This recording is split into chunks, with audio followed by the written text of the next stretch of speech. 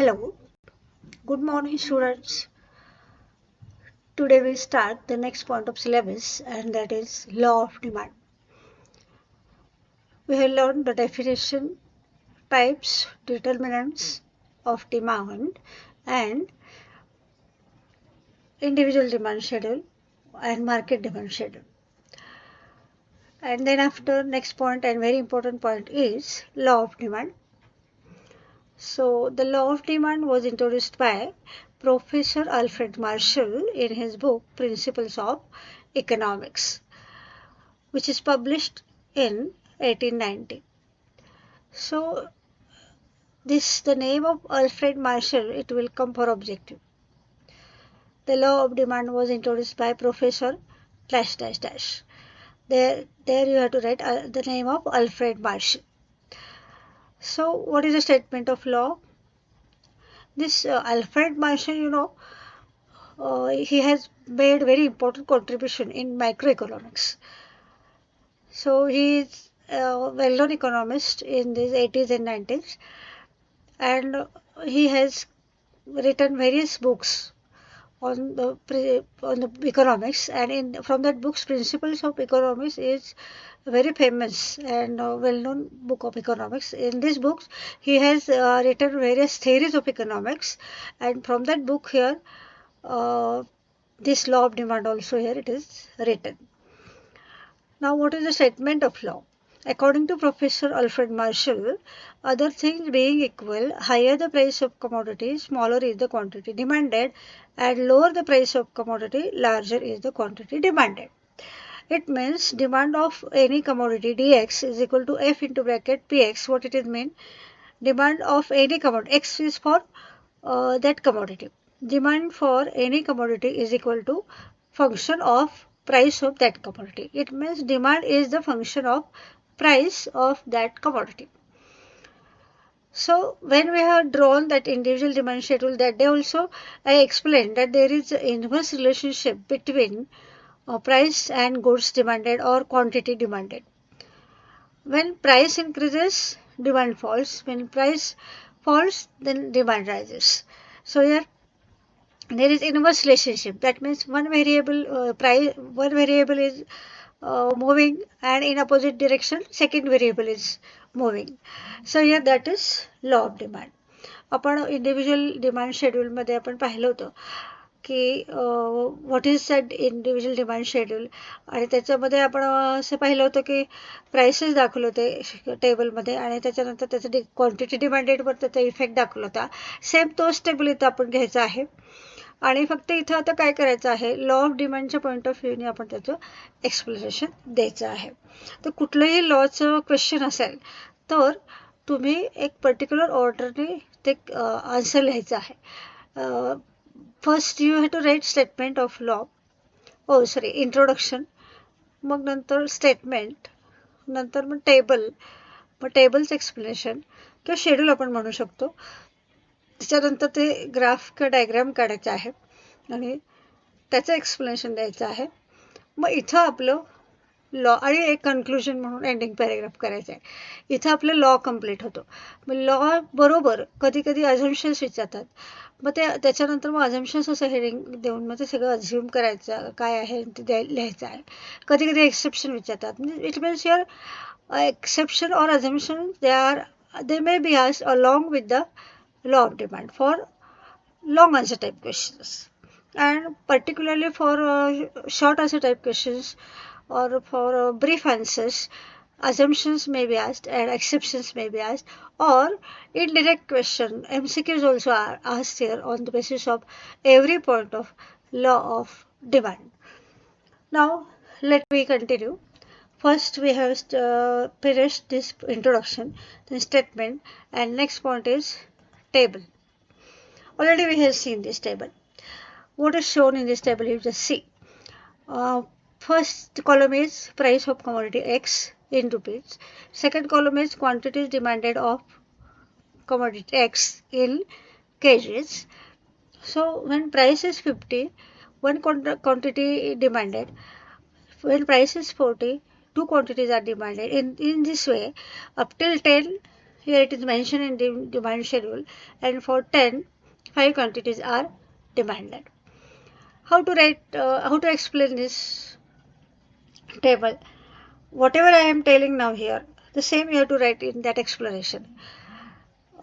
Above demand schedule shows price of commodity X and quantities demanded.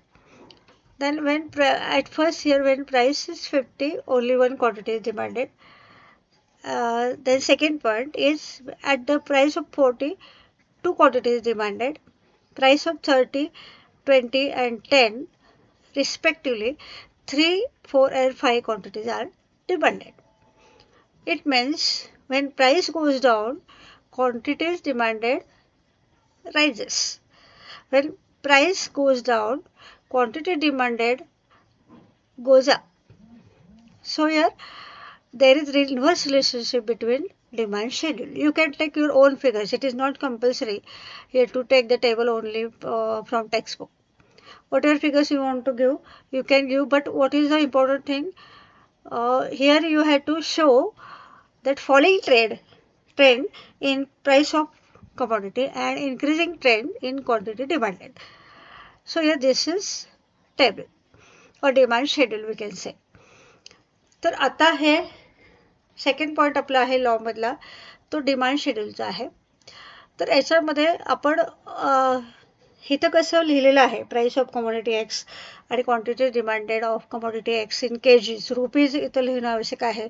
KGs म्हणजे तुम्ही कुठलं त्याला हे वापरत आहात प्रमाण असं आपण म्हणू शकतो की रुपीज आणि केजीज. नाही तर प्राइस ऑफ कमोडिटी एक्स तुम्ही काहीच लिहिलं नाही तर तिथं पैशामध्ये सुद्धा असू शकतं किंवा कुठेही त्याचा अर्थ काढू शकतो. त्यामुळे रुपीज लिहिणं हे कंपल्सरी आहे आणि केजीस लिहिणं हे पण कंपल्सरी आहे. म्हणजे कुठलंही तुम्ही लिहा पण ते त्याचं प्रमाण कशामध्ये आहे ते एक्सप्रेस करायचं आहे ते लिहिणं तुम्ही आवश्यक आहे. आणि मग असं आपण फिगर्स घ्यायचे आहेत. तिथं बघा आता 50, 40, 30, 20, 10 अशा फिगर्स घेतल्यात. म्हणजे इथं काय आपण दाखवलेलं आहे हा काय म्हणायचं डिसेंडिंग ऑर्डर हे आपण फिगर्स घेतलेले आहेत आणि त्याच्याबरोबर क्वांटिटीज डिमांडेड हे असेंडिंग ऑर्डरमध्ये येतात.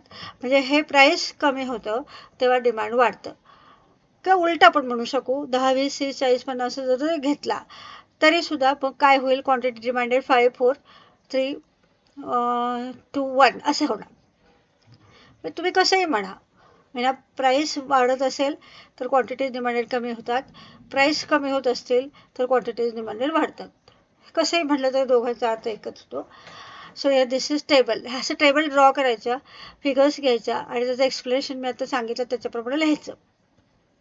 म्हणजे जेव्हा प्राईस 50 होती तेव्हा क्वांटिटी डिमांडेड 1 होतं. आत्ता मी जे तुम्हाला इंग्लिशमध्ये एक्सप्लेन केलं त्याच्या पद्धतीनं हे लिहायचं आहे. तर आता पुढचा पॉईंट येतो आपला ग्राफचा. आता बघा ग्राफ कसं काढायचं आहे. तर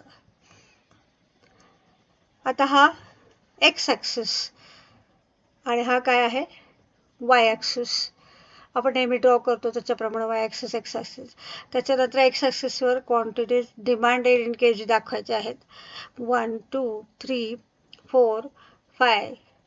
त्याच्यानंतर प्राइसेस वाय ॲक्सिसवर दाखवायचे आहेत 50. त्याच्यानंतर 40. त्याच्यानंतर 30. अशा पद्धतीनं आपण ह्या प्राइसेस 30, 20, 10 ह्या काय घेतलेल्या आहेत इथं प्राइसेस घेतलेल्या आहेत. इथं तुम्ही 0 लिहायचं आहे. बाजू लिहायचं राहिलं इथं तुम्ही 0 लिहायचं आहे आणि इथं वाय ॲक्सिस लिहायचं आहे. ह्या दोन गोष्टी इथं आलेल्या नाहीत. त्याच्यानंतर जेव्हा प्राईस बघा 50 होती तेव्हा क्वांटिटी डिमांडेड काय होती 1. आता प्राईस 40 आली तर क्वांटिटी डिमांडेड किती येते 2. तर अशा पद्धतीचं हे आपण ग्राफ तयार करायचं आहे. जेव्हा प्राईस 30 होती तेव्हा क्वांटिटी डिमांडेड किती आली 3. अशा पद्धतीने हा ग्राफ करायचा आहे. जेव्हा प्राईस 20 होती तेव्हा क्वांटिटी डिमांडेड किती होते इथे बघा 4. लक्षात येते कसं काढायचं ते.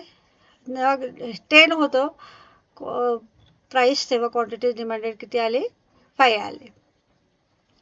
अशा पद्धतीने आपल्याला हे आपण काढल्यानंतर हे जे पॉईंट्स प्लॉट केलेले आहेत ते एकमेकाला जोडले तर आपल्याला काय मिळतो हा डाऊनवर्ड स्लोपिंग डिमांड कर्व मिळतो. तर हा आहे लॉ ऑफ डिमांड. म्हणजे याच्यामध्ये कसं काढायचं हे मी आता तुम्हाला सांगितलं. एक्स ॲक्सिस दाखवायचं, मग परत वाय ॲक्सिस दाखवायचा. मग एक्स ॲक्सिसवर 1 2 3 4 5 हे क्वांटिटीज डिमांडेड घ्यायचे. वाय ॲक्सिसवर 50 40 30 20 10 हे एक पर्टिक्युलर मेजरमेंट घेऊन ह्या दोन्ही ह्याच्यामध्ये एकसारखं मेजरमेंट घेऊन हे दाखवायचे आहेत. वाय ॲक्सिसवर आपण काय दाखवले, प्राईस दाखवले. त्याच्यानंतर काय केलं बघा, तर 50 रुपीजला 1, 40 रुपीजला 2, 30 रुपीजला 3. आत्ता मी ज्याप्रमाणे दाखवलं त्याप्रमाणे तुम्ही हे पॉईंट्स असे प्लॉट करून घेतलेत आणि प्लॉट केलेले पॉईंट्स जर एकमेकाला जोडले तर आपल्याला काय मिळतो, डिमांड कर्व मिळतो. तर अशा पद्धतीने आपण हा डिमांड कर्व काढलेला आहे. आणि ह्या डिमांड कर्वचं फीचर्स काय आहेत, तर तो डाऊनवर्ड स्लोपिंग आहे. डाऊनवर्ड स्लोपिंग म्हणजे कसं बघा, की लेफ्ट हँड कडून तो राईट हँड कडं डाऊनवर्ड स्लोपिंग होतो. लेफ्ट हँड कडून राईट हँड कडं तो डाऊनवर्ड स्लोपिंग होतो.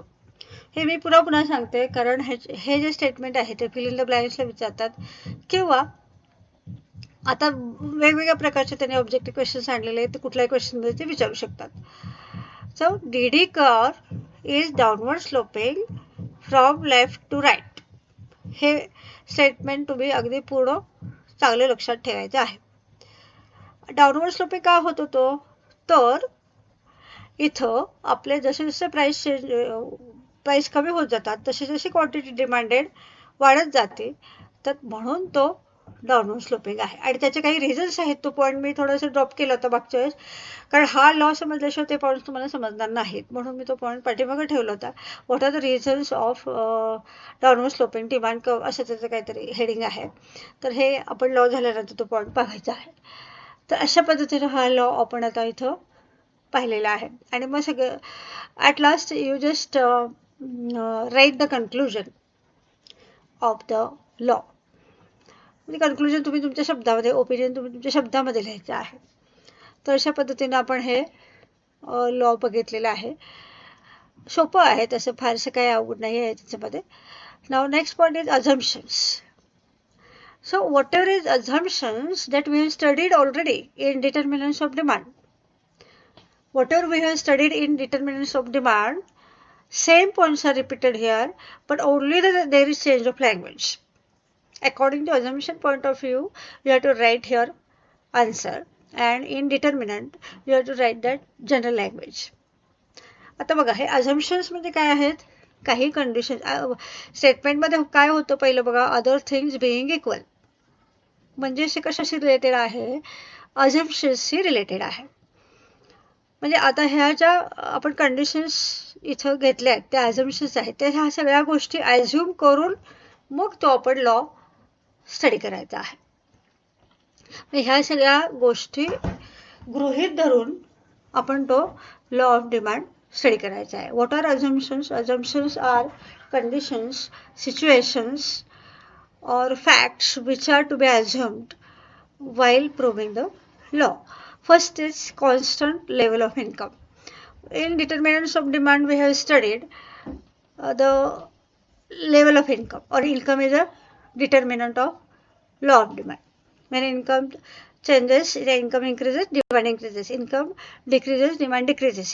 This we have studied in determinants of law of determinants of demand. And here what you have to write, it is assumed that there are no changes in level of income, the level of income is constant. असं assume केलं तरच तो law prove होईल. Now second is no change in size of population. Determinant मध्ये आपण काय लिहिलं होतं, when population is greater, demand is greater. When population is low, demand is low. Population when it is high, then the number of consumers is high. Population is less, the number of persons are less or consumers are less. आता इथं कसं लिहायचं आहे, there is no change in size of population. म्हणजे population इन्क्रीजही झालेलं आहे, डिक्रीजही झाली नाही, आहे तेवढीच राहिली असं ॲझ्युम करायचं आहे, तर आपला लॉ प्रूव्ह होणार. त्याच्यानंतर आहे बघा, prices of substitute goods remain constant. इथं सुद्धा तसंच आहे. इथं काय लिहायचं आहे, there is no change in prices of substitute goods. आता आपण सबस्टिट्यूट गुड्स म्हणजे काय आहे ते पाहिलं आहे. त्याच्यानंतर आहे बघा prices of complementary goods. Complementary goods म्हणजे काय, की 2-3 गुड्स जॉईंटली यूज करतात एखादं पर्टिक्युलर वॉन्ट सॅटिस्फाय करण्याकरता. So here prices of complementary goods remains constant असं ते लिहायचं आहे. जसं डिटर्मिनंटमध्ये एक्सप्रेशन आहे तसं इथे एक्सप्रेशन द्यायचं नाही. फार फार तर तुम्ही असं म्हणू शकता की complementary goods are those goods which are use together to satisfy want. तर it is assume that prices of complementary goods remain constant. हेच एवढं तुम्ही म्हणू शकता. त्याच्यानंतर आहे बघा assumptions, no expectations about future changes. आपण पाहिलं होतं बघा डिटर्मिनंट्समध्ये. फ्युचर पिरियडमध्ये जर प्राइसेस राईज होणार असतील तर डिमांड फॉल होतो. फ्युचर प्राइसेसमध्ये नो फ्युचर पिरियडमध्ये आपल्याला प्राइसेस जर राईज होणार असतील तर आपण आताच परचेस करतो, पण डिमांड राईज होतो. आणि फ्युचर पिरियडमध्ये जर प्राइसेस लो होणार असतील तर आपण आता थांबतो आणि मग तिथं डिमांड कमी होतो. हे आपण शिकलेलो आहोत. तर तसंच ते इथं काय लिहायचं, there are no expectations about future changes in prices. That means price may or may not rise in future period. This here it is assumed. त्याच्यानंतर आहे same, no change in taste, habits, preferences, fashions. हे पण आपण पाहिलं होतं डिटर्मिनंटमध्ये. इथं फक्त language बदलून लिहायचे.